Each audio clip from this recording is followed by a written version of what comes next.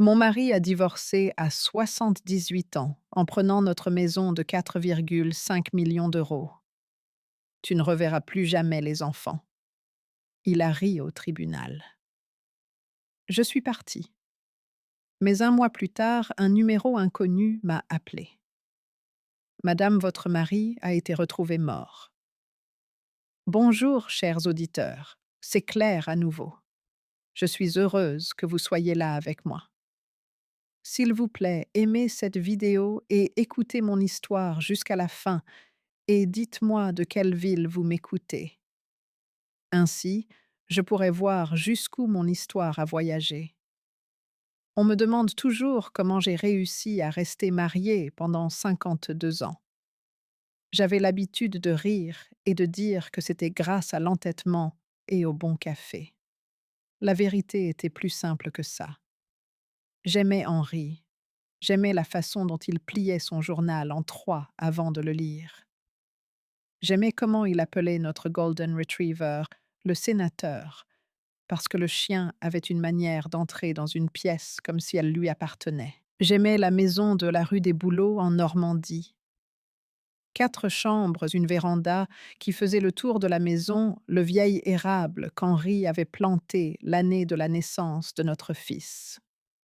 Nous avions construit quelque chose de réel, ou du moins c'est ce que je croyais. Je m'appelle Marguerite Hélène Camus. J'avais 76 ans quand le sol a commencé à se dérober sous mes pieds. Henri en avait 78. Nous avions 3 enfants, notre fils Douglas, qui vivait à Phoenix avec sa femme Renée, et nos 2 filles, Patricia et Suzanne, toutes deux dans la région de Caen, avec 6 petits-enfants à elles deux.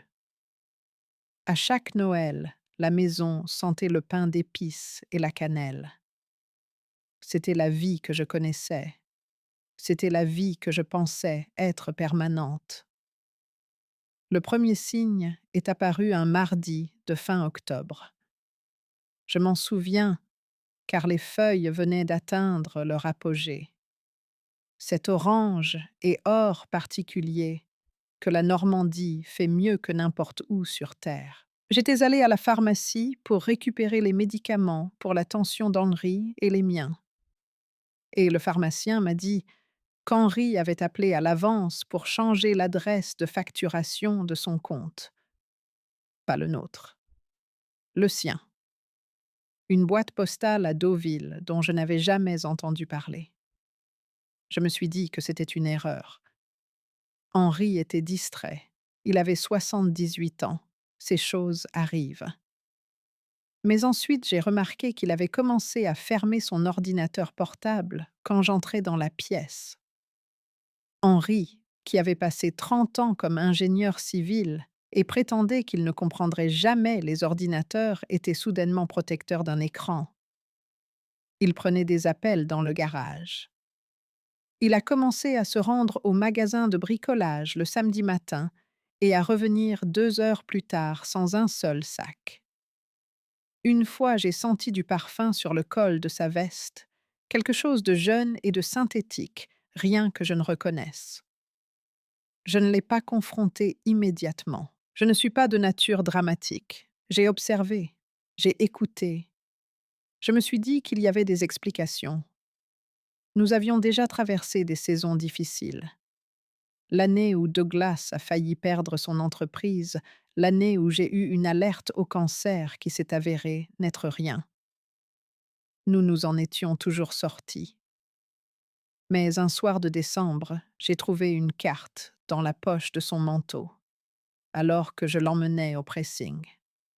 C'était une carte de Noël non signée, mais l'écriture était féminine et soignée. Elle disait « Chaque jour avec toi est un cadeau. K. »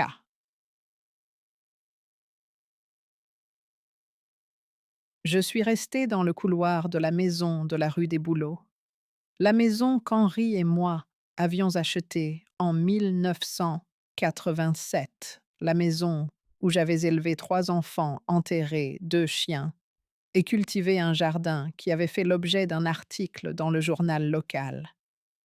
Et j'ai senti quelque chose de froid me traverser. Qu'est une simple lettre, mais une lettre suffit à faire s'effondrer un monde. Je n'ai rien dit ce soir-là, ni le lendemain.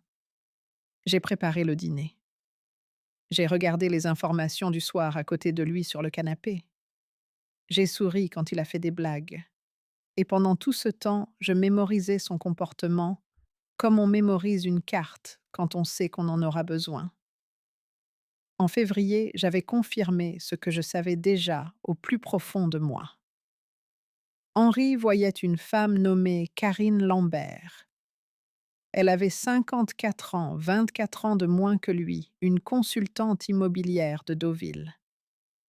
J'ai trouvé son nom grâce à un reçu que j'ai découvert dans la poubelle de recyclage d'un restaurant à Honfleur, où ni Henri ni moi n'étions jamais allés ensemble. Quand j'ai essayé de lui en parler calmement, un dimanche matin, il n'a pas nié. Il m'a regardé de l'autre côté de la table du petit déjeuner, la même table où nous avions pris des milliers de repas, et il a dit avec un calme que je ne lui avais jamais entendu auparavant.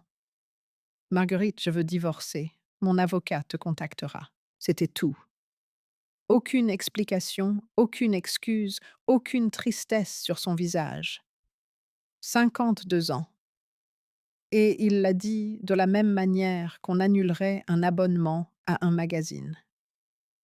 Ce qui a suivi, ce sont 6 mois de procédures judiciaires pour lesquelles je n'étais absolument pas préparée. Henri avait engagé une équipe d'avocats, non pas un, mais 3 spécialisés dans la protection d'actifs.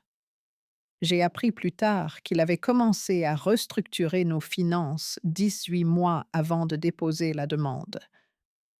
La maison de la rue des Bouleaux, évaluée à 4,5 millions d'euros à ce moment-là, avait été discrètement transférée dans une SARL qu'il avait créée à mon insu. Nos économies communes avaient été réduites à un chiffre qui couvrait à peine 2 ans de vie modeste.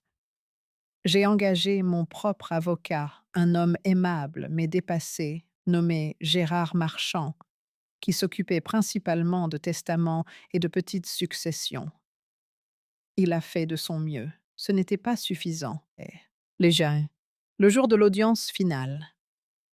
Henri était assis de l'autre côté de la salle d'audience, l'air sain et calme. Karine Lambert attendait dans le couloir.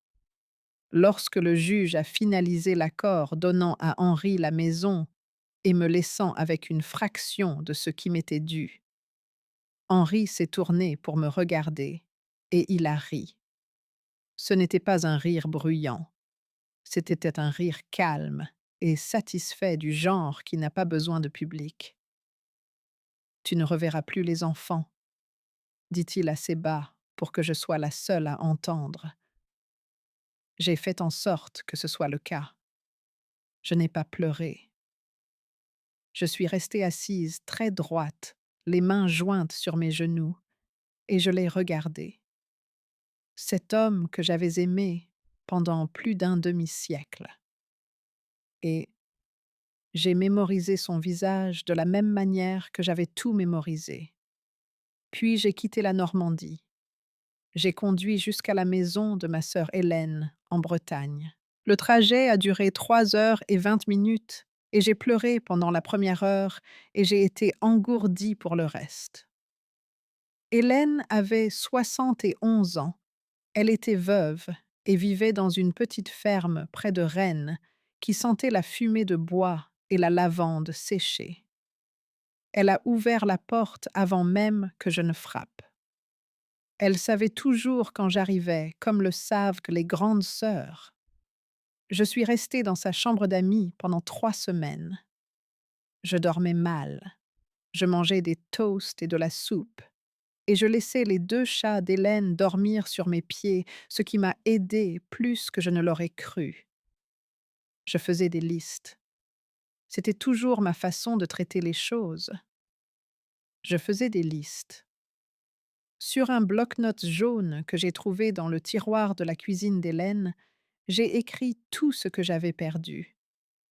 La maison, d'abord la rue des Bouleaux, la véranda, l'érable, puis l'argent. Notre compte d'épargne commun avait été vidé légalement grâce à la restructuration d'Henri et ma part de l'accord s'élevait à 310 000 € après les frais d'avocat. Cela semble être une somme jusqu'à ce que vous ayez 76 ans, sans revenu, sans propriété, et avec les dépenses biomédicales, qui accompagnent l'âge. Puis j'ai écrit les enfants. Douglas m'avait appelé une fois après l'audience. Il a dit: Maman, papa a tout expliqué. Je pense que tu dois lui laisser de l'espace.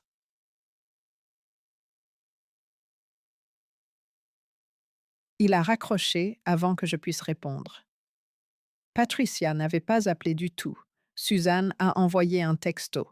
Un texto qui disait qu'elle restait en dehors de ça. C'étaient mes enfants.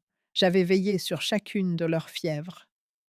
Je les avais conduits à l'entraînement de football, aux cours de soutien pour le bac et aux urgences. Je les avais aimés sans condition pendant des décennies, et ils restaient en dehors de ça. J'ai aussi écrit leur nom sur la liste. Pas par amertume, pas encore. Amertume. Juste pour reconnaître ce qui était réel. Pendant les 2 premières semaines, je me suis dit que je devais simplement survivre, trouver un endroit où vivre, régler la question de l'argent, respirer. Hélène m'a proposé de rester aussi longtemps que j'en avais besoin et j'en étais reconnaissante.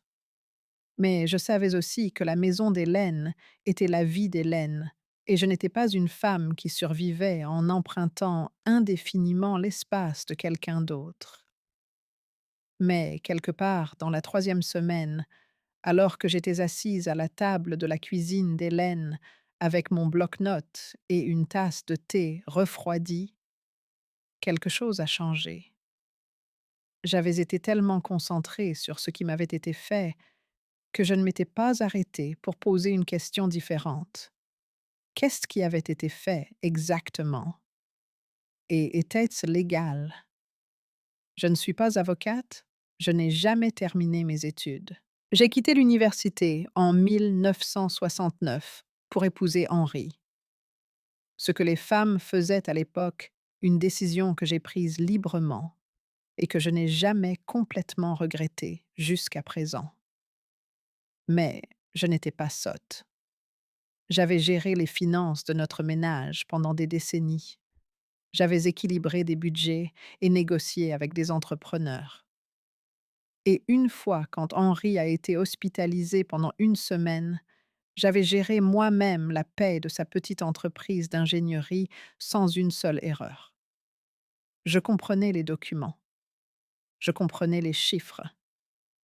Et plus je pensais à la chronologie, à la SARL, à la restructuration des comptes, aux 18 mois de préparation qu'Henri avait fait avant de déposer sa demande, plus je pensais que Gérard Marchand n'avait jamais regardé d'assez près. J'ai appelé Gérard depuis la cuisine d'Hélène. Il a été poli et compatissant et a confirmé qu'il avait examiné les déclarations financières d'Henri telles que déposées. Je lui ai posé une question. Avait-il vérifié de manière indépendante que les transferts d'actifs à la SARL précédaient l'intention d'Henri de divorcer ou s'était-il produit après que la décision ait été prise?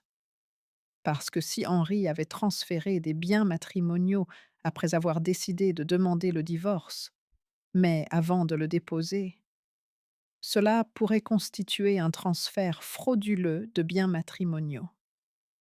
Il y a eu une longue pause au téléphone. Madame Camus a dit: Gérard, c'est une question très spécifique. Je sais, ai-je dit. Pouvez-vous y répondre? Il ne pouvait pas. Il n'avait pas regardé. C'est à ce moment-là que mon plan est né. Pas de la colère, bien que la colère soit là, stable comme une veilleuse, mais de quelque chose de plus froid et de plus utile. La reconnaissance que le jeu n'avait pas été joué équitablement et que les jeux joués inéquitablement pouvaient parfois être rejoués. J'avais besoin d'un avocat différent. J'avais besoin de quelqu'un qui comprenait la dissimulation d'actifs et le transfert frauduleux dans le contexte du divorce. J'avais besoin de documents financiers que je n'avais pas actuellement. Et j'avais surtout besoin de comprendre ce que Henri avait réellement fait. Pas ce qu'il avait prétendu dans ses déclarations, mais ce qu'il avait réellement fait. J'ai ouvert mon ordinateur portable, le petit que je m'étais acheté il y a 3 ans, pour appeler les petits-enfants en vidéo, et j'ai commencé à faire des recherches. J'ai trouvé le nom d'un cabinet à Rouen-Brennan et associé, spécialisé dans les litiges de divorce à forts enjeux financiers avec un accent sur la faute financière. J'ai découvert que la loi française autorisait des requêtes en révision du jugement si une fraude pouvait être démontrée dans la procédure initiale. J'ai découvert que les transferts vers une SARL effectués dans les 2 ans précédant une demande de divorce pouvaient être examinés si l'intention de frauder pouvait être prouvée. J'ai noté tout cela sur mon bloc-notes jaune de mon écriture soignée et régulière. Puis j'ai appelé Brennan et associé, et j'ai pris rendez-vous pour le mardi suivant. Je l'ai dit à Hélène ce soir-là au dîner. Elle a posé sa fourchette et m'a regardé avec une expression que je reconnaissais, la même qu'elle m'avait donnée à 17 ans, quand je lui avais dit que j'allais auditionner pour la pièce de l'école malgré ma peur panique du public. Tu vas te battre contre lui, a-t-elle dit. Ce n'était pas une question. Je vais d'abord découvrir la vérité, ai-je dit. Et ensuite, je vais me battre contre lui. Le trajet jusqu'à Rouen a duré un peu plus d'1 heure depuis la maison d'Hélène. Je portais mon manteau de seconde main gris anthracite acheté il y a des années pour un dîner de faculté où Henri m'avait traîné, car je croyais qu'il fallait se présenter aux réunions sérieuses, aussi sérieusement qu'elles le méritaient. J'avais mon bloc-notes, un dossier de tous les documents de ma procédure de divorce initiale et le reçu du restaurant Donfleur que j'avais gardé plié dans mon portefeuille pendant des mois. Brennan et associés occupaient le 4e étage d'un immeuble près du centre-ville. L'avocate qui m'a reçue n'était pas maître Brennan lui-même, mais une femme nommée Agnès Fournier. La quarantaine efficace, avec ce genre de calme que j'associais aux gens qui passent leur journée dans des pièces où beaucoup de choses dépendent de leur capacité à rester calme. Elle m'a serré la main et ne m'a pas parlé comme certains jeunes parlent aux femmes de mon âge, avec cette légère augmentation de volume et cette simplification du vocabulaire. Elle m'a simplement demandé de commencer par le début. C'est ce que j'ai fait. J'ai parlé pendant près de 90 minutes. Elle a pris des notes. Elle n'a pas interrompu, sauf pour poser des questions précises et utiles, date exact montant en euros, nom des entités. Quand j'ai eu fini, elle s'est penchée en arrière et a regardé ce qu'elle avait écrit. La date de création de la SARL, a-t-elle dit. La connaissez-vous? Je sais qu'elle a été enregistrée au Luxembourg, ai-je dit. Je ne connais pas la date exacte. C'est la première chose dont nous avons besoin.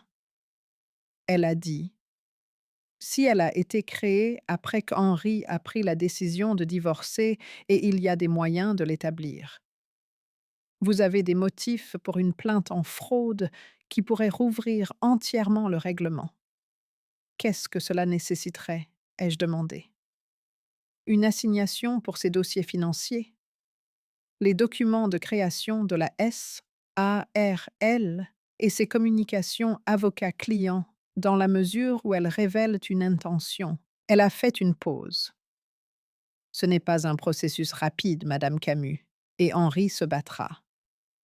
Je sais, ai-je dit, il a des ressources. Nous aussi, a-t-elle dit simplement.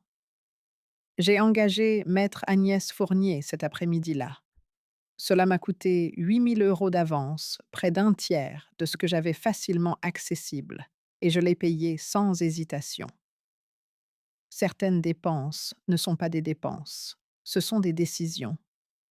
Agnès a déposé la requête en révision dans la semaine, citant un potentiel transfert frauduleux et demandant la communication complète des dossiers financiers d'Henri des 36 mois précédents. La requête a été acceptée par le tribunal et des avis de communication formels ont été envoyés aux avocats d'Henri. Je sais le moment où Henri l'a découvert parce que Douglas m'a appelé. C'était un jeudi soir et j'étais de retour chez Hélène, en train de manger une soupe au poulet de la veille, quand mon téléphone a sonné avec le numéro de Douglas. La première fois qu'il appelait depuis cet unique appel décevant après l'audience. Sa voix était tendue de la manière qu'elle l'était quand il feignait le calme par-dessus l'agitation. Maman, papa dit que tu as engagé de nouveaux avocats. Il dit que tu essaies de rouvrir le divorce. J'ai déposé une requête en révision, ai-je dit. C'est exact. Maman insuffle. Ça va juste tout faire traîner et te coûter de l'argent que tu n'as pas. Douglas, ai-je dit, est-ce que ton père t'a demandé de passer cet appel? Silence, ce qui était une réponse en soi. Dis-lui que je lui passe le bonjour, ai-je dit, et j'ai mis fin à l'appel. Après avoir raccroché, je suis restée assise tranquillement un moment dans la cuisine d'Hélène, et j'ai reconnu ce qui venait de se passer. Henri avait tendu la main par l'intermédiaire de notre fils, un homme que j'avais élevé pour me faire pression afin que j'abandonne une action en justice. Il avait recruté Douglas comme messager. Les implications de cela ne m'ont pas échappé. Les preuves sont arrivées 6 semaines plus tard, livrées dans une épaisse enveloppe du bureau d'Agnès. La S.A.R.L. Bearwood Holdings, S.A.R.L., avait été constituée au Luxembourg le 14 mars. La demande de divorce d'Henri avait été soumise au tribunal le 9 septembre de la même année. Cet écart de 6 mois semblait suggérer à première vue qu'Henri avait planifié le transfert bien à l'avance. Mais le document qui comptait le plus était une série d'emails récupérés lors de la communication des pièces des communications entre Henri et son avocat principal, un homme nommé François Tatin, datant du mois de janvier précédent. Dans ces emails, Henri avait écrit explicitement: je veux m'assurer que la propriété est en dehors du patrimoine matrimonial avant de déposer la demande. Et Corinne Dekirchali. Le marché de Deauville est à son apogée et je veux agir rapidement. Janvier, 8 mois avant de déposer sa demande, alors que nous dormions encore dans la même maison, mangions à la même table, regardions les informations du soir côte à côte sur le même canapé. J'ai lu cet email assise dans le bureau d'Agnès par un après-midi gris de février, et j'ai senti quelque chose se cristalliser en moi, pas de la rage. J'avais dépassé la rage pour entrer dans quelque chose de plus architectural, une structure d'intention qui était solide et portante. Est-ce que c'est suffisant? Ai-je demandé à Agnès. Elle s'est permis un petit sourire contrôlé. C'est un très bon début, a-t-elle dit. Je suis sortie de cet immeuble dans l'air froid de Rouen et je suis restée un moment sur le trottoir à le respirer. Était-ce le moment où tout a changé?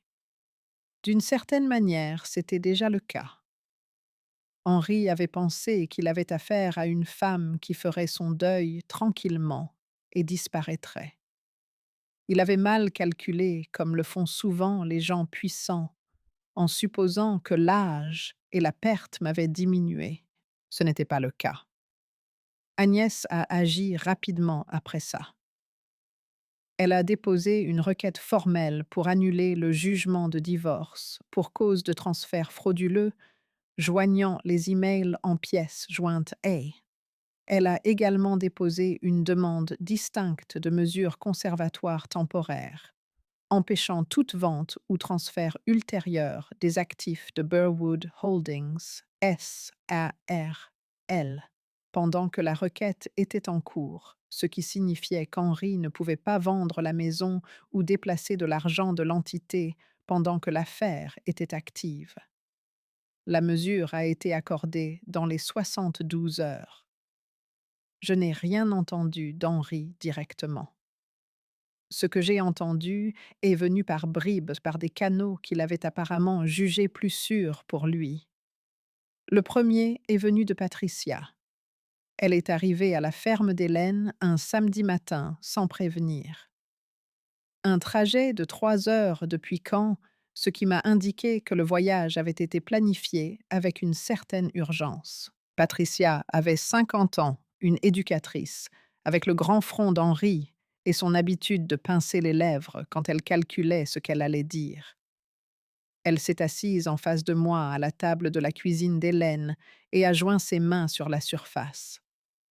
Et j'ai pensé, elle a été briefée. Maman a-t-elle dit? Les avocats de papa lui ont dit que si cela va jusqu'à une audience complète, cela pourrait prendre des années. Il a 78 ans. Le stress seul. Patricia, ai-je dit, est-ce que ton père t'a envoyé ici? Elle a hésité une seconde de trop. Je suis ici parce que je m'inquiète pour vous deux.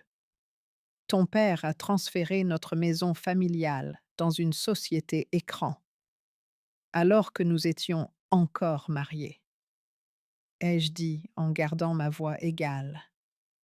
Il l'a fait après avoir déjà décidé de divorcer de moi et avant de déposer la demande. Il y a des emails qui prouvent son intention. Je ne poursuis pas cela par dépit. Je le poursuis parce que c'était une fraude. L'expression de Patricia a changé. Un bref éclair de quelque chose qui aurait pu être de la surprise ou la réalisation que j'en savais plus qu'elle ne l'avait prévu. Papa dit que ces emails sont mal interprétés. Alors ses avocates pourront l'expliquer au tribunal, ai-je dit. Elle est restée 1 heure de plus, tournant autour des mêmes points. Elle n'a jamais élevé la voix. Moi non plus.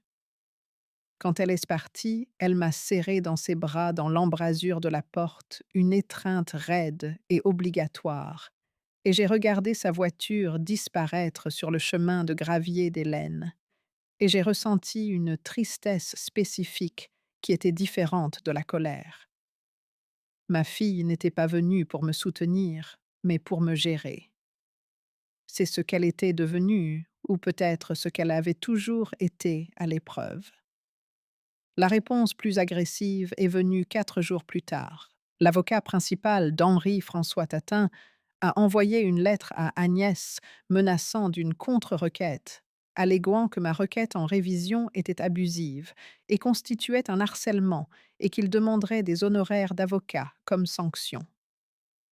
C'était une manœuvre d'intimidation standard, m'a dit Agnès, conçue pour rendre le coup de la poursuite prohibitif. Elle a répondu par un mémoire de 12 pages citant la jurisprudence et la base légale spécifique de notre plainte pour fraude. La même semaine, Douglas a rappelé. Cette fois, son approche était différente, moins dévouée, plus pointue. Il m'a dit que si je continuais l'action en justice, la relation familiale telle qu'elle existait ne pourrait pas être maintenue. Il a dit que les petits-enfants étaient confus et contrariés. Il a dit que Karine Lambert et l'utilisation de son nom étaient délibérées. Je l'ai compris, destiné à signaler qu'elle était maintenant un élément permanent, avait été injustement calomniée, et il espérait que je considérerais les sentiments de tout le monde. J'ai tout écouté. Puis j'ai dit « Douglas, j'espère que tu as gardé une copie de tout ce que ton père t'a dit de dire, car si cela arrive au tribunal, Le jury voudra comprendre l'image complète de la façon dont Henry a communiqué avec sa famille pendant ces procédures. La ligne est devenue très silencieuse. Je ne te menace pas, ai-je dit. Je t'informe. Il y a une différence. Teddy, Tsomdi. Il n'a plus appelé après ça, pas avant longtemps. L'audience sur la mesure conservatoire a eu lieu à la mi-mars. Henri a comparu en personne la première fois que je le voyais depuis l'audience initiale. Il avait l'air bien, un peu plus mince, mais bien. Il était assis avec François Tatin et deux autres avocats et ne m'a pas regardé une seule fois pendant la procédure. La juge a examiné les pièces, entendu les arguments des deux parties et a maintenu la mesure. Ce n'était pas une décision finale.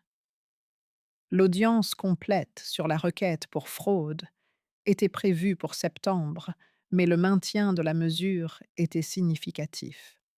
Cela signifiait que le tribunal prenait notre affaire assez au sérieux pour préserver le statu quo. En quittant le palais de justice, Henri est passé à moins de 2 mètres de moi dans le couloir. Il ne m'a toujours pas regardé. J'ai remarqué que ses mains étaient serrées. Agnès m'a raccompagné à ma voiture. Ils essaieront autre chose avant septembre, a-t-elle dit. Ils le font toujours. Qu'ils le fassent, ai-je dit, et je le pensais.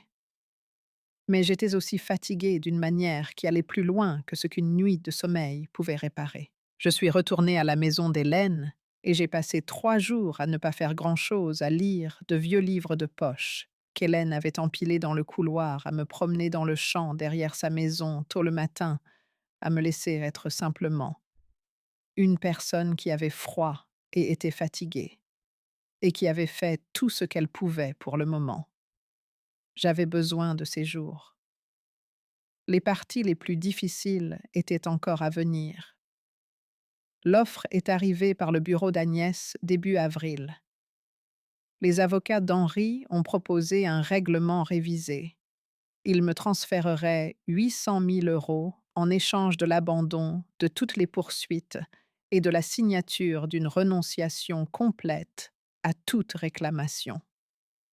C'était environ 490 000 € de plus que ce que j'avais reçu à l'origine. Ils ont présenté cela comme un geste de bonne volonté. Agnès me l'a apporté sans recommandation, ce que j'ai respecté. Elle a posé les documents sur son bureau et m'a laissé les lire en silence. J'ai lu attentivement. Le libellé de la renonciation était exhaustif. Il couvrait non seulement la requête pour fraude actuelle, mais aussi toute réclamation future potentielle contre Henri personnellement, contre Bearwood Holdings, S.A.R.L. et contre Karine Lambert.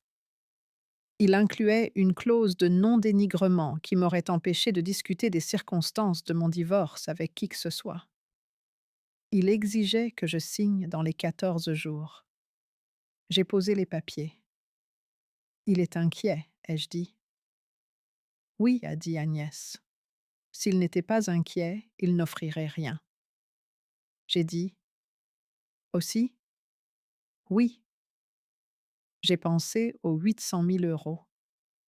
J'y ai pensé sincèrement. Je n'étais pas sotte et je n'étais pas si vertueuse que je rejetterais la réalité pratique de l'argent quand on a 76 ans sans revenus et avec des frais juridiques croissants. 800 000 € assureraient confortablement le reste de ma vie. Cela soulagerait l'anxiété qui me réveillait à 3 heures du matin. Certaines nuits, l'arithmétique silencieuse de la durée de mes économies. Mais la clause de non-dénigrement, la renonciation qui couvrait Karine Lambert. Ce n'étaient pas des dispositions conçues pour me donner un résultat équitable. C'étaient des dispositions conçues pour sceller une transaction frauduleuse derrière un mur légal afin que personne, ni maintenant, ni jamais, ne puisse examiner ce qu'Henri avait réellement fait. Et sous le calcul pratique, Il y avait quelque chose que je ne m'attendais pas à ressentir si clairement. Il était important pour moi que la vérité existe officiellement, pas seulement dans ma mémoire ou dans la cuisine d'Hélène ou dans les dossiers d'Agnès, mais dans un document judiciaire reconnu, établi, réel. Cela comptait. J'avais passé 52 ans à être la femme d'Henri Camus, et pendant les dernières de ces années, j'avais été gérée, trompée et légalement déjouée pendant qu'il souriait de l'autre côté de la table du petit déjeuner. Je voulais que les archives disent ce qui s'était passé. Je voulais ça, plus que 800 000 euros. Je refuse, ai-je dit. Agnès a hoché la tête. Elle n'avait pas l'air surprise. Je lui ai demandé d'envoyer un rejet formel dans l'heure. Ce que je n'attendais pas dans les semaines qui ont suivi, c'est à quel point j'avais besoin d'autres personnes. Pas de conseillers, pas de stratèges, juste des gens qui comprenaient dans la moelle de leur expérience ce que signifiait être là où j'étais. Hélène m'avait donné un abri, mais la vie d'Hélène était petite et tranquille, d'une manière qui, avec le temps, a commencé à ressembler à une sorte de pression douce. Elle s'inquiétait constamment pour moi. Elle me demandait comment je dormais trop de fois par jour. Son attention était réelle, mais c'était aussi discrètement une autre forme d'être gérée. C'est Agnès qui a mentionné presque en passant qu'il y avait un groupe de soutien qui se réunissait le mercredi soir à Rouen. Des femmes de plus de 60 ans naviguant des transitions de vie majeures, incluant souvent des divorces tardifs. Elle a dit qu'elle en avait parlé à d'autres clientes. Elle n'en a rien dit de plus. J'y suis allée le mercredi suivant. Il y avait 11 femmes dans le groupe. Leurs âges allaient de 62 à 81 ans. Elles se réunissaient dans la salle commune d'une bibliothèque près du centre-ville. Des chaises pliantes disposées en un cercle approximatif, une table avec une cafetière et une boîte de biscuits qui étaient toujours de la même marque. Une animatrice nommée Donna, qui était une assistante sociale à la retraite, avec une autorité tranquille que j'ai trouvée immédiatement rassurante. Je n'avais pas l'habitude de parler de ma vie en groupe, mais j'ai d'abord écouté, et ce que j'ai entendu était une sorte de témoignage. Des femmes qui avaient été rejetées surprises et diminuées, qui avaient reconstruit non pas par une montée en puissance cinématographique, mais par le travail lent et souvent ennuyeux de continuer à se présenter pour elle-même. Une femme nommée Babette, qui avait 73 ans, avait quitté un mariage abusif à 68 ans et dirigeait maintenant une petite entreprise de toilettage pour chiens.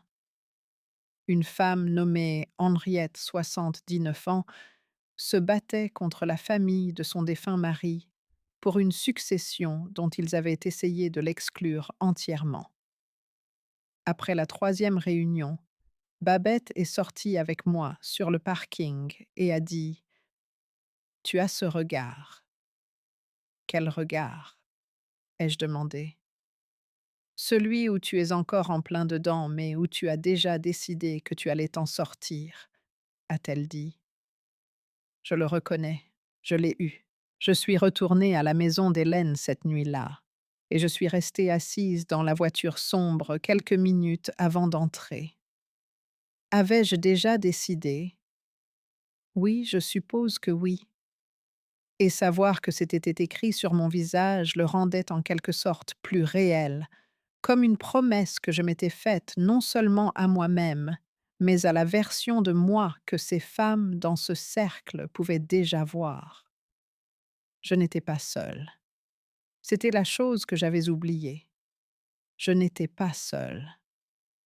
Ils sont venus un dimanche de mai, Patricia et Douglas, ensemble, ce qui m'a dit qu'ils s'étaient soigneusement coordonnés. Ils ont appelé à l'avance cette fois une courtoisie qui, dans les circonstances, ressemblait plus à un avertissement qu'à une gentillesse. Hélène a proposé de rester à la maison, mais je lui ai demandé de faire sa promenade comme prévu. C'était à moi de gérer ça. Nous nous sommes assis dans le petit salon d'Hélène. Patricia a apporté des fleurs, des tulipes jaunes, ce qui m'a semblé un choix étrange, joyeux, d'une manière qui semblait théâtrale. Douglas était assis les bras croisés, comme il le faisait depuis l'adolescence, une armure physique dont il n'était jamais pleinement conscient. J'ai fait du thé, j'ai sorti des tasses, j'ai accompli les rituels de l'hospitalité parce qu'ils m'apaisaient. Patricia a parlé la première. Maman, nous avons beaucoup parlé en famille, et nous voulons que tu saches que quoi qu'il arrive sur le plan légal, nous t'aimons, et nous voulons trouver un moyen de traverser cela ensemble. J'ai laissé la phrase s'installer. C'est gentil, ai-je dit. Papa est prêt à te parler directement, a dit Douglas, sans avocat. Il pense que vous pourriez parvenir à un accord qui conviendrait à tout le monde si tu étais disposé à lui parler. Ah, voilà. Henri, incapable de venir lui-même peut-être sur les conseils de ses avocats, peut-être simplement peu disposé à m'affronter, avait envoyé les enfants pour organiser une négociation privée en dehors des procédures formelles. Tout ce qui serait convenu dans une telle réunion existerait dans une zone grise, une pression appliquée sans témoin et serait probablement présentée par la suite, comme Henri choisirait de le présenter.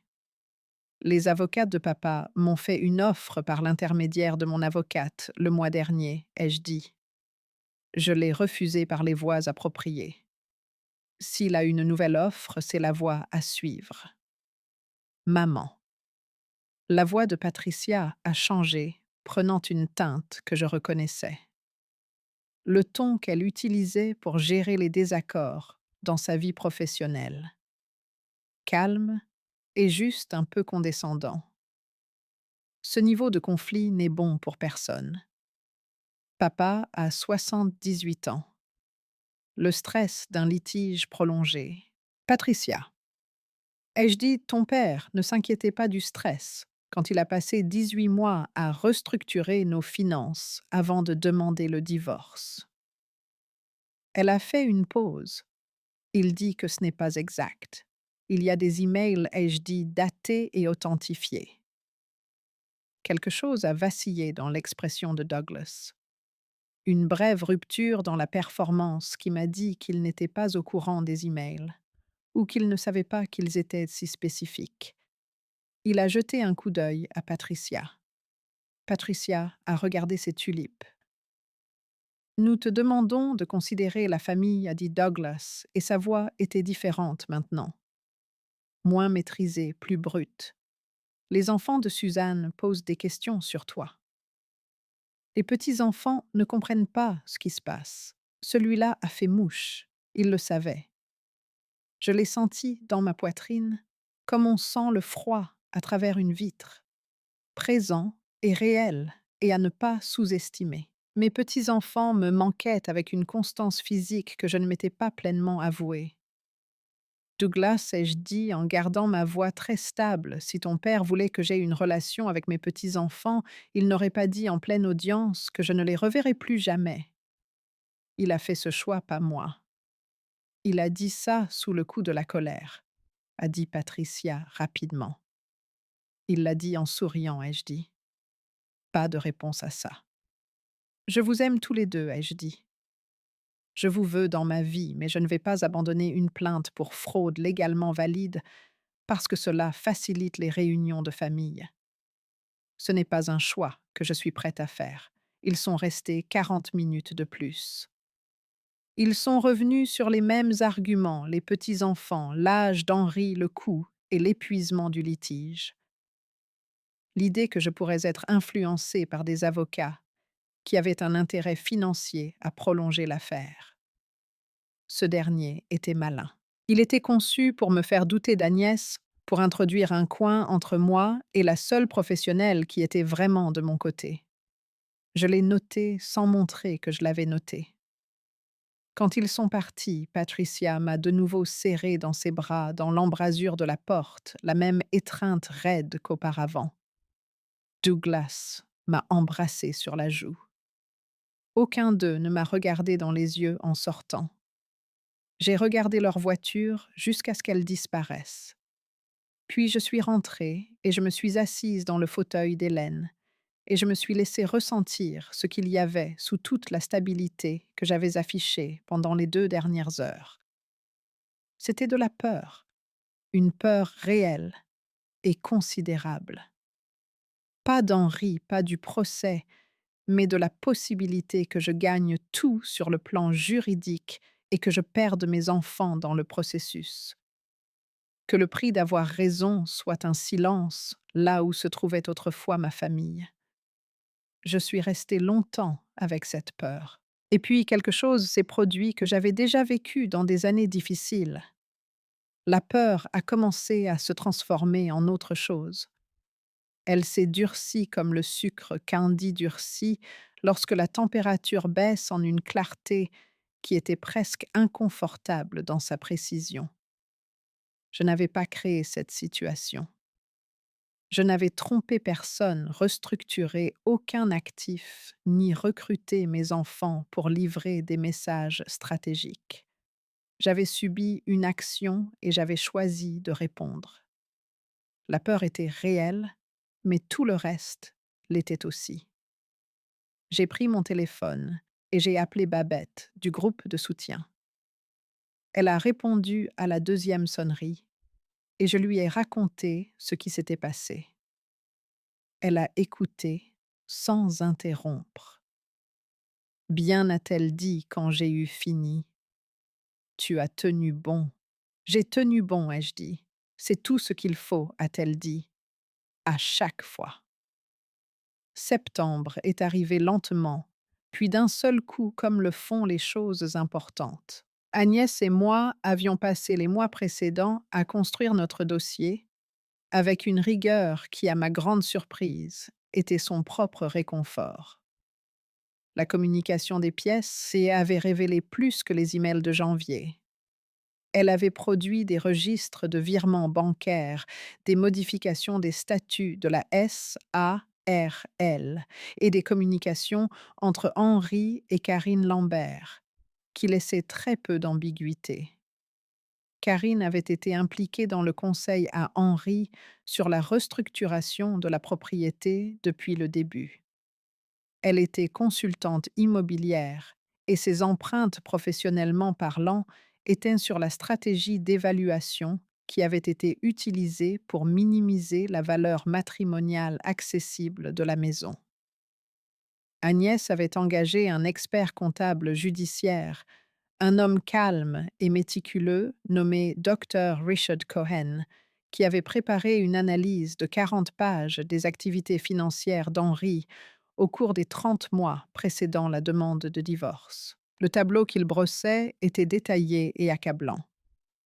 Un effort systématique et délibéré pour retirer le principal actif matrimonial de la succession avant que le divorce ne soit demandé. Entreprise en pleine connaissance des conséquences juridiques et avec l'aide de professionnels qui auraient dû conseiller autrement. J'avais lu chaque page du rapport du docteur Cohen. J'avais demandé à Agnès de m'expliquer les sections que je ne comprenais pas. Je suis entrée à cette audience de septembre en connaissant le dossier mieux que je n'avais connu presque quoi que ce soit au cours des 2 années précédentes. Le palais de justice était le même où s'était tenue l'audience initiale. Je portais à nouveau le manteau de laine anthracite. Il faisait trop chaud pour septembre, mais je le portais quand même. Certaines décisions ne sont pas une question de météo. Henri est arrivé avec François Tatin et une avocate plus jeune que je n'avais pas vue auparavant une femme. Ce que je soupçonnais être un choix stratégique destiné à adoucir l'image de ce qui était essentiellement une affaire d'un homme âgé fraudant sa femme âgée. Il avait l'air plus vieux qu'en mars. La minceur avait progressé. Il marchait plus prudemment. Il m'a jeté un coup d'œil en entrant. Cette fois, il n'a pas détourné le regard immédiatement. Son expression était contrôlée, mais sous le contrôle se cachait quelque chose que je reconnaissais. Le calcul d'un homme qui avait réalisé, peut-être récemment, que l'issue n'était plus certaine. L'audience a duré 4 heures. Agnès a présenté les preuves méthodiquement. La chronologie, les emails, l'analyse financière du docteur Cohen, les documents de création de la SARL, les communications parallèles avec Karine Lambert. Chaque pièce était présentée calmement expliquée, clairement reliée à la suivante. J'étais assise et je regardais. Et je pensais à quel point c'était différent de la procédure initiale où Gérard Marchand avait fait de son mieux sincère mais insuffisant, et où l'équipe d'Henri avait dominé la situation.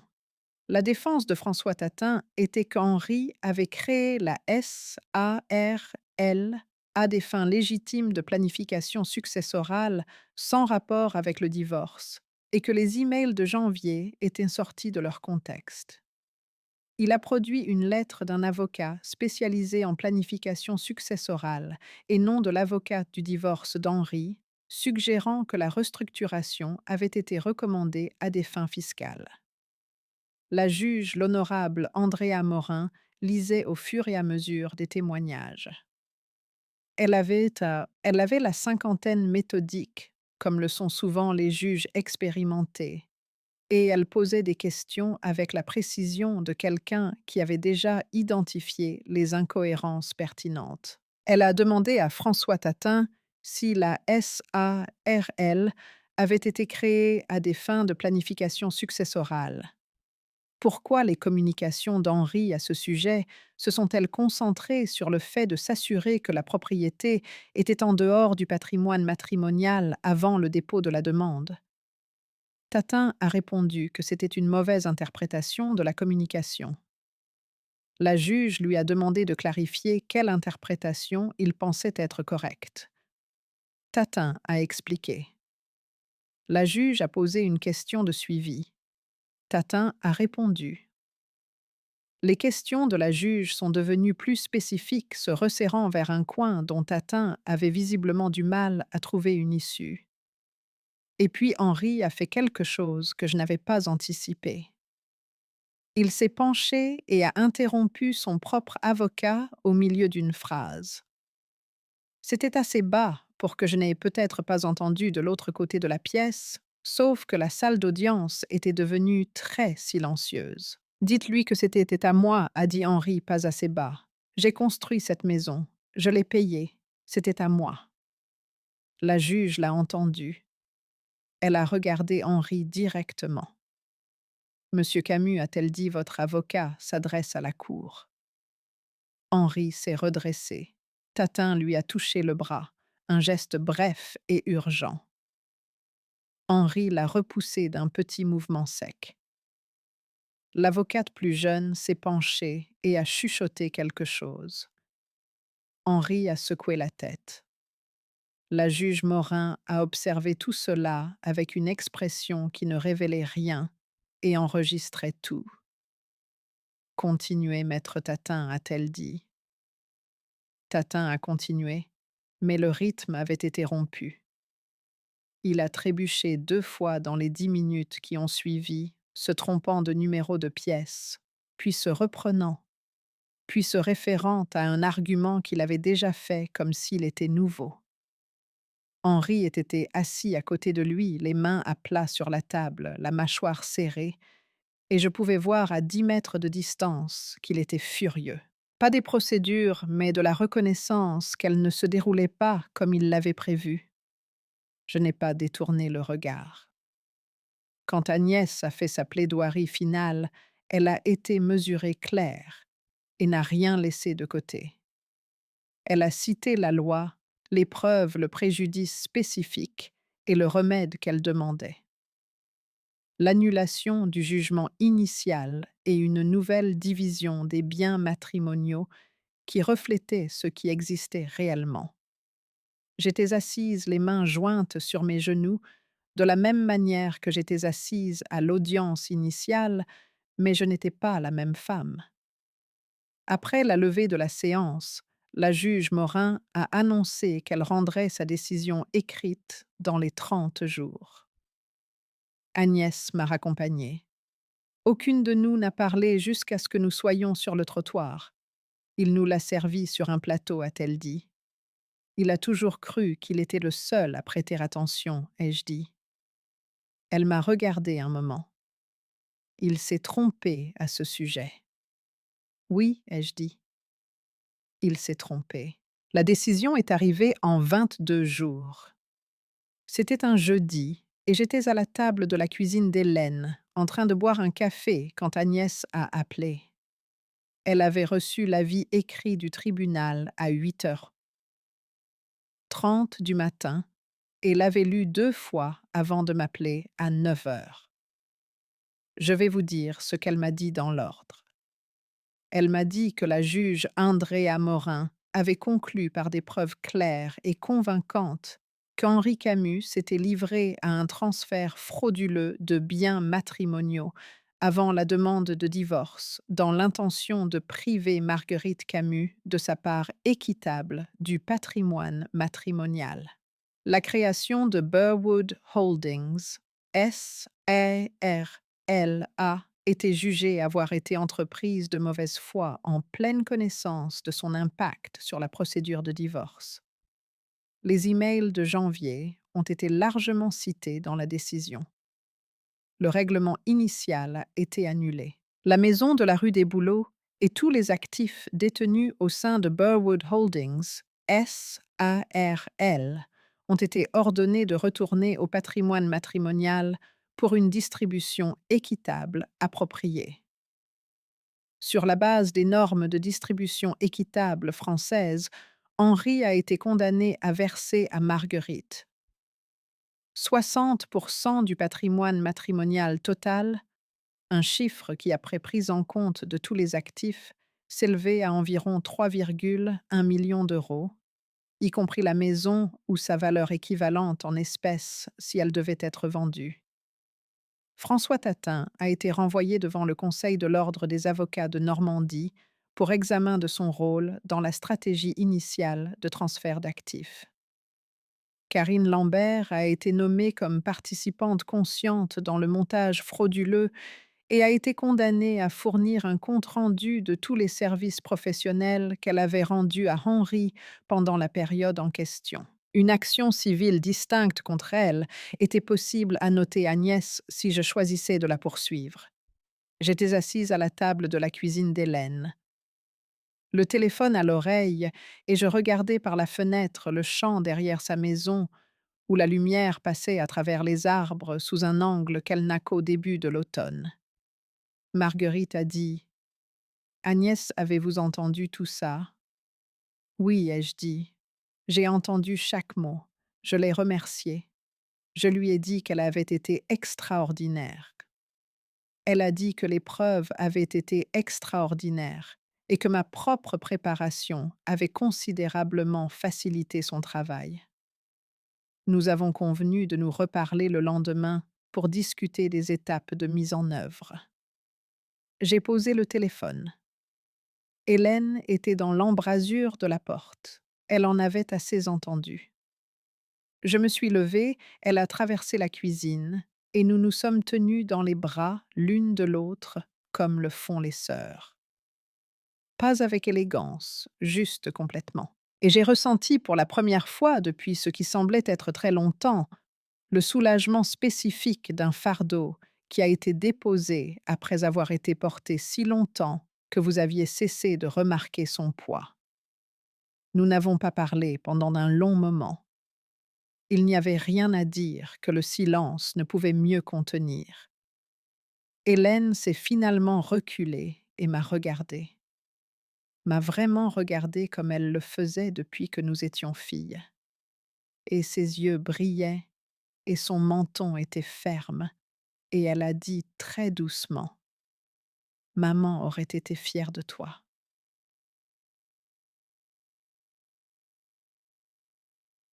J'ai dû détourner le regard après ça, non pas parce que ça faisait mal, mais parce que c'était trop grand à recevoir d'un coup. Je suis allée à la fenêtre et je suis restée là un moment à regarder le champ. La verge d'or était encore sortie tard pour septembre, se pliant légèrement dans le vent. L'érable au bord de la propriété venait de commencer à changer de couleur. J'ai pensé à l'érable de la rue des Bouleaux, celui qu'Henri avait planté l'année de la naissance de Douglas. Si quelqu'un remarquerait quand il atteindrait son apogée cette année, si quelqu'un dans cette maison penserait à regarder. Et puis j'ai laissé cette pensée s'en aller. Certaines choses, on les lâche non pas parce qu'elles cessent d'importer, mais parce que les retenir ne nous sert plus. Je nous ai préparé à toutes les deux une tasse de café frais. Nous nous sommes rassises à la table. Hélène a posé sa main sur la mienne et l'a laissée là, et nous avons regardé la lumière se déplacer sur le champ pendant un long moment, sans rien dire du tout. C'était un jeudi. Le lundi suivant, à 9h47 du matin, mon téléphone a sonné avec un numéro que je ne reconnaissais pas. Un indicatif de Normandie. J'ai répondu. L'homme au bout du fil s'est identifié comme un médecin du CHU de Rouen. Il parlait prudemment de la manière dont les hôpitaux forment les gens à annoncer les nouvelles. Henri avait été retrouvé à la maison de la rue des Bouleaux par un voisin qui avait vu la porte d'entrée ouverte pendant 2 jours. Il avait subi un accident cardiaque massif. Il était seul. Il avait été transporté, mais il n'y avait rien eu à faire. Il avait 78 ans. Il était mort le samedi matin, le lendemain de la réception de la décision par ses avocats. Karine Lambert n'était pas là. Douglas avait dit à l'hôpital qu'elle était partie en voyage dans les Alpes la semaine précédente et n'avait pas répondu au message. Je suis restée dans le couloir d'Hélène avec le téléphone à la main après la fin de l'appel et je suis restée très immobile pendant un long moment. Que ressent-on quand l'homme qui vous a fait du tort meurt? J'ai réfléchi à cette question de nombreuses fois depuis. La réponse n'est pas simple, et je ne vais pas la simplifier pour les besoins de cette histoire. J'ai ressenti du chagrin, un chagrin réel et compliqué pour l'homme qu'il avait été avant de devenir l'homme qu'il était à la fin. J'ai ressenti le vide particulier d'une colère qui n'a plus d'objet sur lequel agir. J'ai ressenti sous ces deux choses une reconnaissance sobre que la décision tenait. La succession d'Henri était maintenant soumise aux mêmes obligations légales que lui. Sa mort n'effaçait pas le jugement. Elle compliquait la mise en œuvre, mais Agnès m'avait assuré dans un appel de suivi cet après-midi-là que la procédure de succession honorerait l'ordonnance du tribunal. Je suis retournée à la table de la cuisine d'Hélène. J'ai versé une tasse de café frais. Je suis restée avec tout ça, le chagrin, le soulagement, l'étrangeté, et je n'ai pas essayé de le résoudre en quelque chose de plus net que ce qu'il était. Certaines choses ne peuvent pas se dites rendues sont net. Cela ne veut pas dire qu'on ne peut pas y survivre. La procédure de succession a duré 11 mois. La mort d'Henri n'avait pas simplifié les choses. C'est rarement le cas. Mais elle ne les avait pas non plus compromises. Sa succession a été administrée par un exécuteur testamentaire nommé par le tribunal, et l'exécuteur était légalement obligé d'honorer le jugement contre la succession. La maison de la rue des Bouleaux a été mise en vente au printemps. Elle s'est vendue en juin. 4,7 millions d'euros, 20 000 euros au-dessus du prix demandé initial. Et sur les produits de la vente, Ma part ordonnée par le tribunal a été transférée sur mon compte 3 100 000 euros. Après 11 mois de procédure de succession de frais juridiques et du genre de patience dont on découvre qu'on est capable seulement quand il n'y a pas d'autre alternative que d'en être capable. J'avais 77 ans. J'avais de nouveau un avenir. Je ne suis pas restée en Normandie. J'avais pris cette décision quelque part dans les longs mois d'attente, tranquillement, sans drame. La maison a été vendue. Henri a été enterré dans le cimetière où ses parents étaient enterrés. J'ai assisté brièvement et à distance au service au cimetière, parce que 52 ans exigeaient une certaine reconnaissance, et je ne suis pas une femme qui refuse la reconnaissance. Je me suis tenue au bord, et j'ai dit au revoir à l'homme que j'avais épousé, qui n'était pas le même homme qui était mort. Et puis je suis montée dans ma voiture et je suis partie. J'ai déménagé à Antibes, sur la Côte d'Azur. J'y avais été une fois des années auparavant, et je me souvenais de la qualité de la lumière, de la façon dont elle se reflétait sur la Méditerranée, le soir moins vive que la lumière normande, plus généreuse. J'ai loué un appartement d'une chambre dans un immeuble près du front de mer, pendant que je décidais ce que je voulais posséder. Je marchais tous les matins le long de la baie. J'ai trouvé une bibliothèque où je suis devenue une habituée. J'ai trouvé une église avec une petite chorale qui avait besoin d'un alto, et je l'ai rejointe bien que je n'ai pas chanté régulièrement depuis mes 40 ans. J'ai découvert que Donna, l'animatrice du groupe de soutien, avait une collègue à Antibes qui dirigeait un groupe similaire.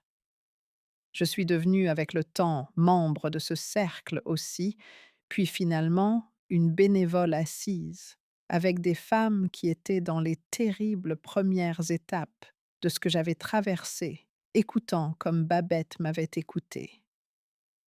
Je me suis fait une amie nommée Louise, 74 ans, une pédiatre à la retraite originaire de Lyon, avec un rire qui venait de loin et arrivait de manière inattendue comme le temps.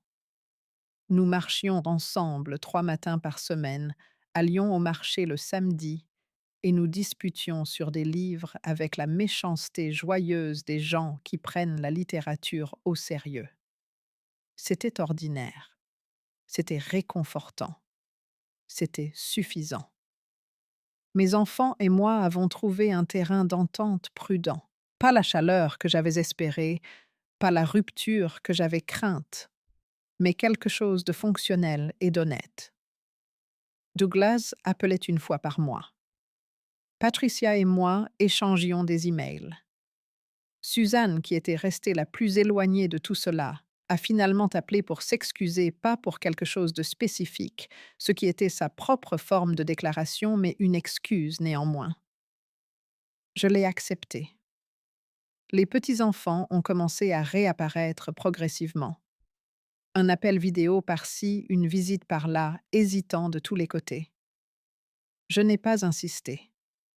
J'ai laissé les choses venir au rythme où elles venaient. Quant à Karine Lambert, l'action civile contre elle pour son rôle dans le transfert frauduleux s'est poursuivie. Elle avait engagé ses propres avocats et s'était vigoureusement défendue, mais le tribunal l'a condamnée à rembourser les honoraires professionnels qu'Henri lui avait versés pendant la période en question, plus des dommages-intérêts, un total de 340 000 euros. Elle a également été blâmée par la Chambre professionnelle de l'immobilier de Normandie et mise en probation. On m'a dit que son cabinet de conseil avait perdu plusieurs clients importants après que l'affaire a été connue dans les cercles professionnels. Elle s'attendait à hériter, ou du moins à bénéficier substantiellement de la succession d'Henri. Elle n'a rien reçu. Le testament d'Henri avait été rédigé avant sa mort. Karine y était nommée, mais le testament ne pouvait pas prévaloir sur le jugement du tribunal qui était une créance prioritaire sur la succession. Au moment où le jugement, les frais juridiques et les frais de succession ont été réglés, la succession résiduelle était modeste. Karine a engagé des avocats pour contester cela. Elle a perdu. Je n'ai pas ressenti de satisfaction exactement quand j'ai appris cela. Ce que j'ai ressenti était quelque chose de plus neutre. La reconnaissance que les résultats ont finalement tendance à refléter les choix qui les produisent. Pas toujours, pas de manière fiable, mais parfois. Et c'était l'une de ces fois. J'ai acheté une petite maison dans une rue calme d'Antibes au printemps de mes 78 ans. Elle avait un jardin un peu envahi par la végétation et une véranda où les soirées étaient longues et la lumière passait à travers les arbres d'une manière qui me rappelait de façon inattendue la première fois que je l'ai remarqué, le vieil érable de la rue des Bouleaux. J'ai planté un arbre dans un coin du jardin. Rien d'aussi ambitieux qu'un érable, un agrume, un citronnier meilleur, qui fleurit à la fin de l'hiver et remplit tout le jardin d'un parfum qui est parmi les meilleures choses que j'ai jamais rencontrées. Je me suis assise sur ma véranda un mardi soir de mars, avec un verre de thé glacé et un livre que je voulais lire depuis des années, et j'ai pensé, c'est à moi, tout, la difficulté qui l'a produit et la paix qui a suivi, tout à moi. C'était suffisant, plus que suffisant. Voici ce que je sais maintenant que je ne savais pas à 76 ans. L'âge n'est pas une faiblesse. Le chagrin n'est pas la fin de la stratégie. Et les gens qui comptent sur votre silence sont presque toujours défaits par votre voix. Je ne suis pas une femme remarquable. Je suis une femme qui a décidé, au moment le plus important, de prêter attention. Qu'auriez-vous fait à ma place? Auriez-vous pris les 800 000 € et en auriez-vous fini? Je me suis posé la question. Je ne juge pas la réponse. Si cette histoire vous a touché, laissez un commentaire, abonnez-vous et merci sincèrement de m'avoir écouté.